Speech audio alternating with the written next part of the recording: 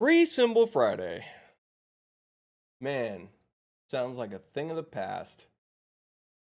I haven't done a Free Symbol Friday in a while, and I'm totally aware of it. I apologize. I really, that was always an intention to keep that going and never miss. And I've been missing for almost a month now or more.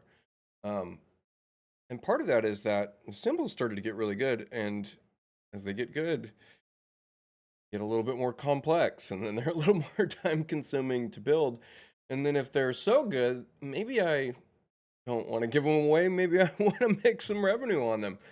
Who knows? Who knows? Whatever the reason has been for me not to be in that Free Symbol Friday, I've got one for you today, and I think it's a good one. And it's not Friday yet, but it is tomorrow, and so let's catch you back up. And then I'm also going to add a few additional symbols to kind of catch up with the missing Fridays. But this one I feel is pretty good, and it's really catered towards the designers, and it requires a video.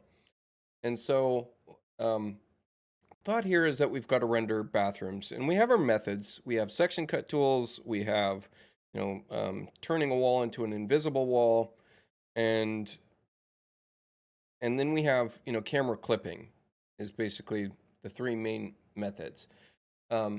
So this item, and I call it in the library, I'm calling it a portal. I'm calling it a 2x4 wall portal or a 2x6 wall portal. So I built two of them, and they're both in the package. And all they are, it's a symbol meant to cut into a 2x4 typical wall assembly, half-inch drywall either side, or cut into a 2x6 typical wall assembly, half-inch either side.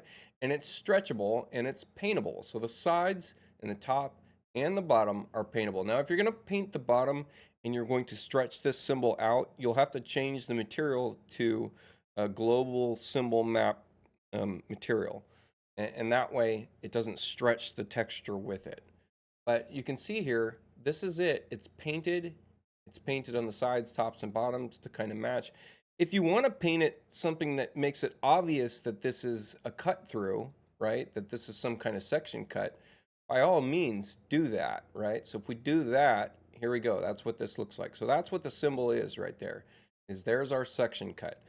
And notice that it's allowing us to see the door. And I think that's beneficial, because that kind of gives the audience the idea, okay, this is where the actual door is in comparison to the wall that's being cut away. So, and I'll show you how this is used. Let me just go ahead and delete this, and I'll grab a new symbol from my library. And as I hover over this wall, it's automatically going to show us kind of its highlight. And give it a second, it's catching up. So there we go. It shows us our highlight. It shows us that it's a fixture.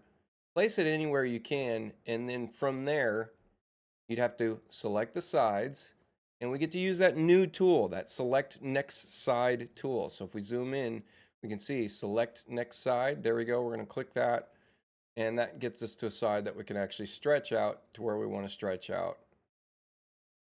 And that gets us our cut into the bathroom. So I think this is a really useful one for those that are designing bathrooms and having issues showing inside of their bathroom. I think this is a very clean look.